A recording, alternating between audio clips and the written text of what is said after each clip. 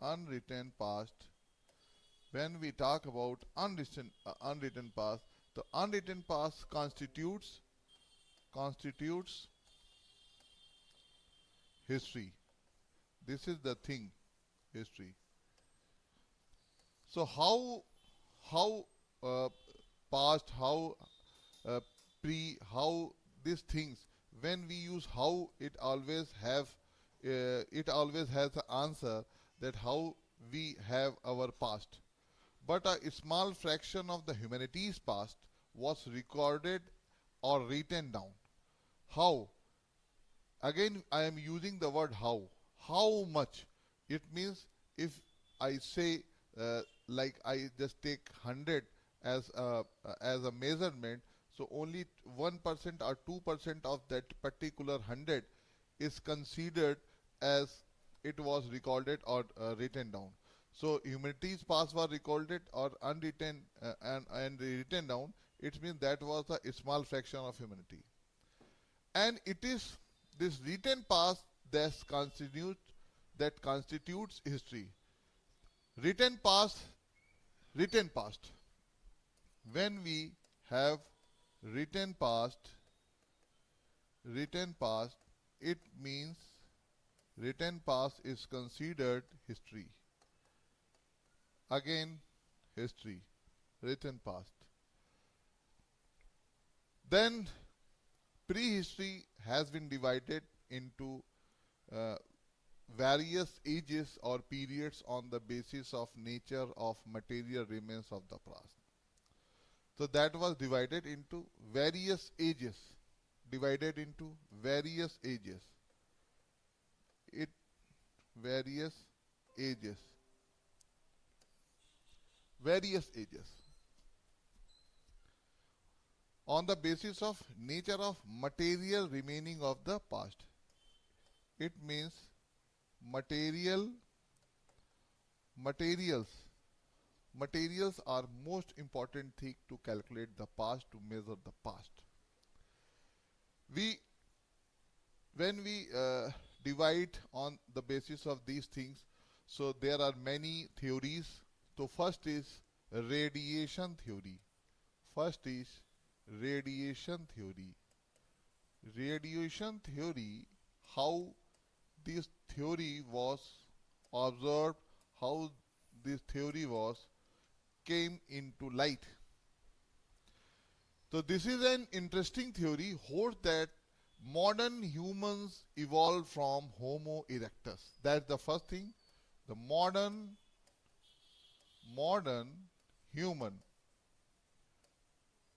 humans evolved from Homo erectus.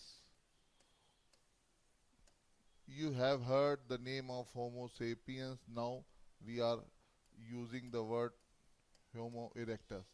Both the terms have different meanings. So Homo erectus fairly were in Africa.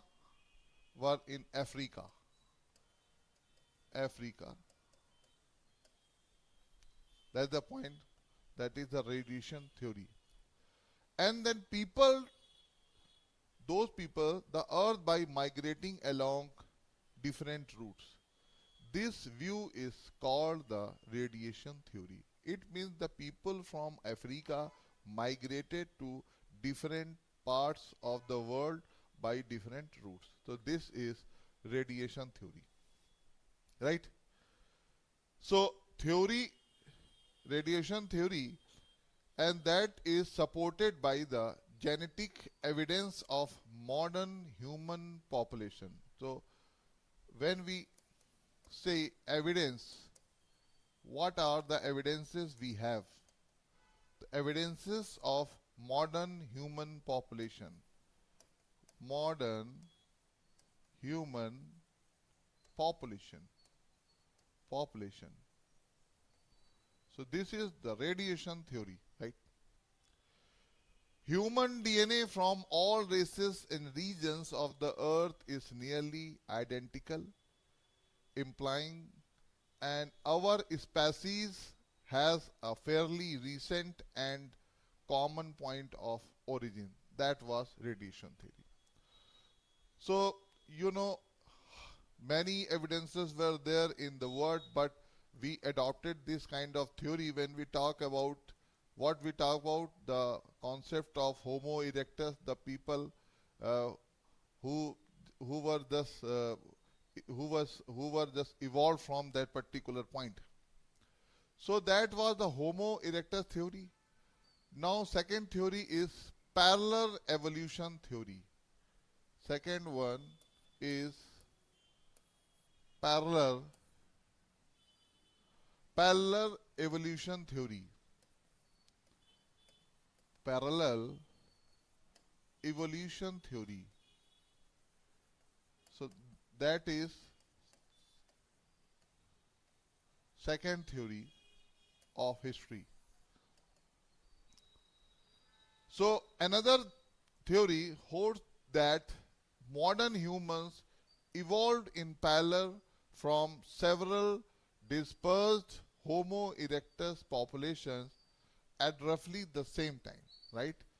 Another theory that is the hold the modern humans evolved in parallel. Modern humans,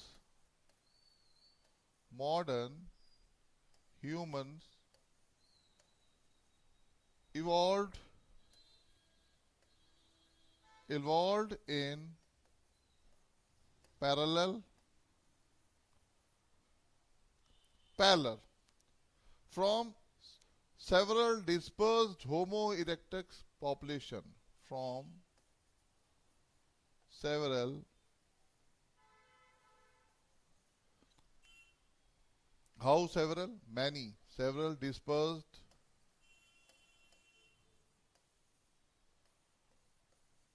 Homo erectus Homo erectus populations. That is the one point. Some intermingling of these regional populations were going on. The evidence of fossil. The fossil evidence support this history. The fossil evidence. Evidence, when we talk about evidence, if there is evidence of anything, we can calculate, we can measure the theory of history. That is the one. The fossil evidence. The fossil evidence. So this theory is supported by fossil evidence. Again, we talk about hominid fossil evidence. Hominid. Hominid. Have you ever heard this name? Hominid fossil evidence. Hominid. Africa is said to be the cradle of human race, as it is also said. So anthropologists always have this concept in their mind, like Africa was cradle. Cradle means how the people of that particular phase developed. So when we talk about that, anthropologists have always unearthed the oldest human skeleton in East Africa. So in places such as Hadar, Olduvai, Latoli, etc., etc. So one of the best preserved human remains in the female skeleton found at Hadar in Ethiopia. And that is the place is Hadar or Hadar, you may call as it is appropriate. So anthropologists always try to assemble about 40% of young girl, and that was given the nickname Lucy. And Lucy belongs to Australopithecus category. So that was the first skeleton found in Africa. It is always said. So hominid fossil evidence was also supporting that thing. The how many evidences we always have. So, like always, Africa was the main thing. So, anthropologists have unearthed, and how that was the medium of unearth. There are many mediums by excavating the earth, and many tools are needed there. So that was the thing. So anthropologists have unearthed the oldest human skeleton in oldest human skeleton. You know, skeleton has all the features of the body. So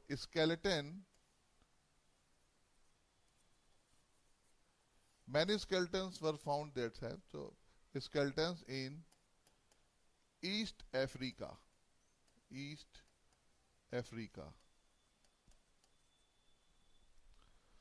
and many places like Hadar, Olduvai, the places, Hadar. Please note it down all these places. Olduvai, Olduvai, Olduvai, Hadar, all these places are located in East Africa. Laetoli, Laetoli, and etc. etc. Many places. So one of the best preserved human remains is a female skeleton found at Hadar in Ethiopia. Female skeleton in Hadar, which is in Ethiopia. Which is in Ethiopia. And anthropologists assembled about 40% of the young girl that was given the nickname Lucy. Lucy nickname. Lucy nickname. And it belongs to Australopithecus category. Australopithecus. So please note it down. Australopithecus categories. Australopithecus categories. Now we talk about very recent evidence, but this is so old you may recognize as Hathnora evidence. Hathnora is very recent places according to history is measured. So Hathnora evidence. So recently there was no unequivocal evidence of the occurrence of the true hominid fossil anywhere in the Indian subcontinent as it was said that time. So this is in sharp contrast with the number of such finds in Eastern and Southern Africa, Europe and parts of Asia including China and Java in Indonesia. The discovery of such a fossil as Hathnora, Hathnora is the place, you know, it is just nearby Hoshangabad in Madhya Pradesh in the Narmada Valley. So that place was discovered that time in 1982, that they put the subcontinent on the global map of hominid fossil finds. So first thing is Hathnora evidence. So Hathnora evidence. Hathnora evidence. So Hathnora is located nearby Hoshangabad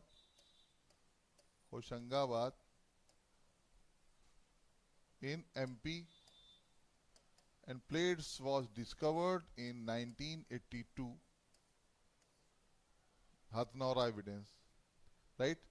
So that the thing that put us in this subcontinent on this fossil finds. So Hathnora is specimen or the Narmada man according to discoverer. You may also call it Narmada man. Narmada man. Narmada man. Narmada man. You may also call this Narmada man. So this Narmada man, according to discoverer, dates from the middle age. Middle of what? Uh, middle of Pleist- Pleistocene, and belongs to the Homo erectus variety of hominid fossils. So that is the date from the middle Pleistocene phase of that time. And it, it also belongs to the Homo erectus variety of hominid fossils. However, in his opinion, it differs from all the known subspecies of Homo erectus in having comparatively larger cranial capacity, higher vault and mental eminence. This the thing was included. Further, this is also supposed to represent an advanced stage of Homo erectus. So you may also consider this thing that this may be supposed like this is an advanced stage of Homo erectus. Subsequently, a controversy has developed regarding the evolutionary status of the Narmada skull, that is Homo erectus of archaic sapiens. That's the thing. So, however, the balance of current opinions seems to the favor and later the position. As of now, the age of specimen is put in the range of 27 to 32 years. It is a female, not male as originally thought. So it is female skull, and its cranial capacity is the range of 1155 to 1421 cc.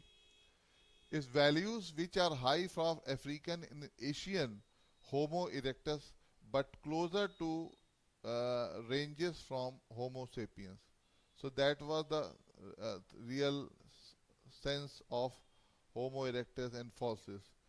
If we talk about the evolution of species, so Homo erectus, how many years ago, and how the Homo erectus were developing, then many more species came into light.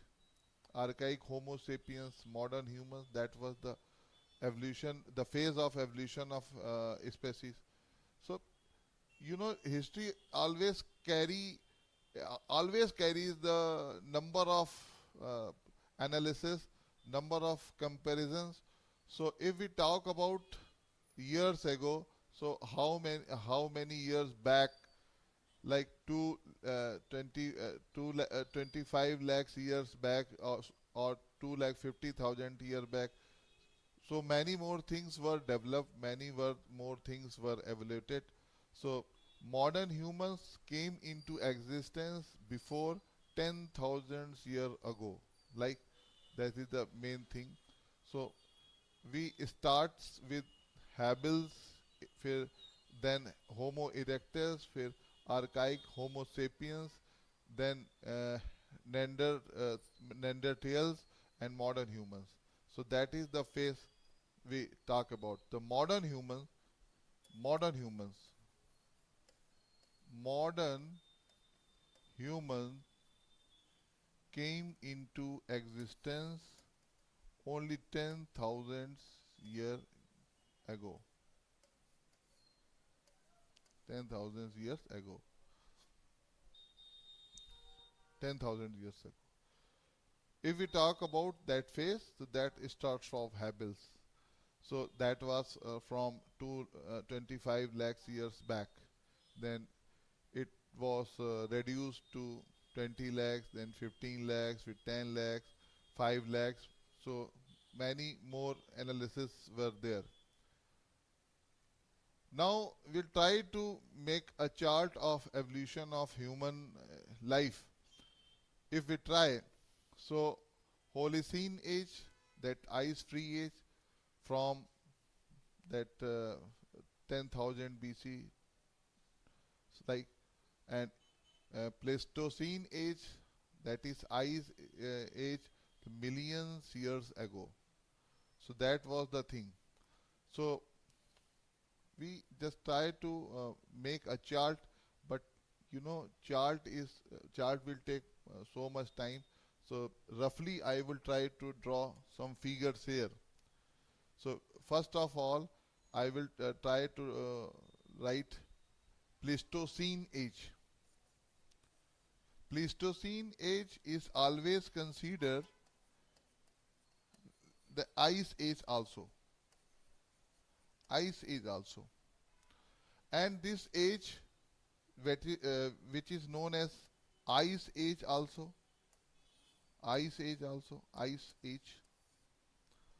That starts from uh, 1 million years ago. 1 million years ago. Years ago. Right?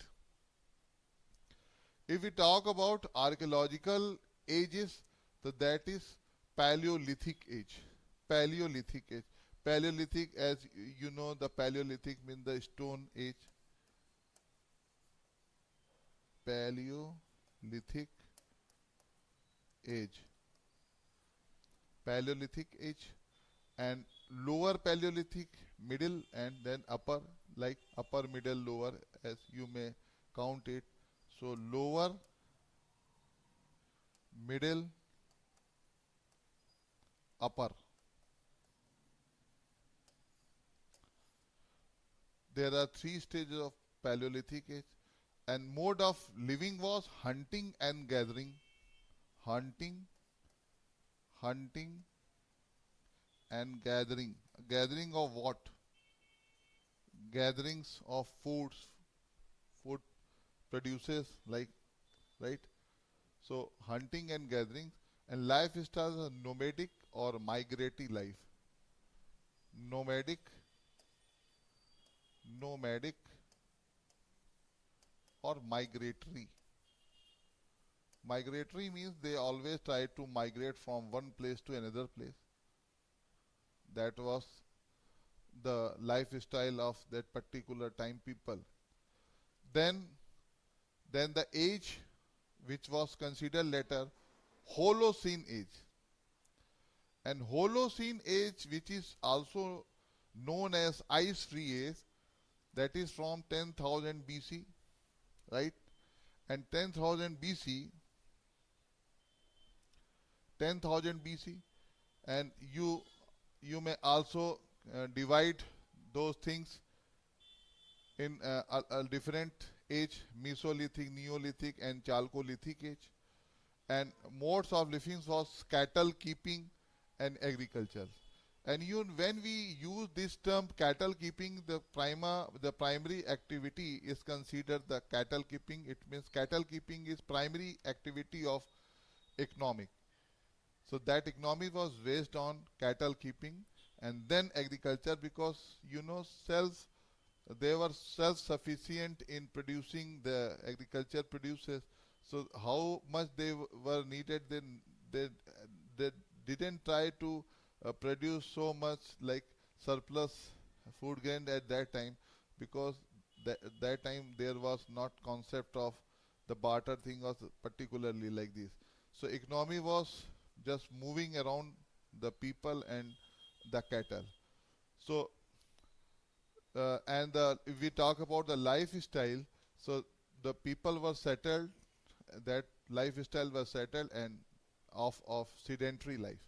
So today we just end this session here, and we'll meet you tomorrow, right?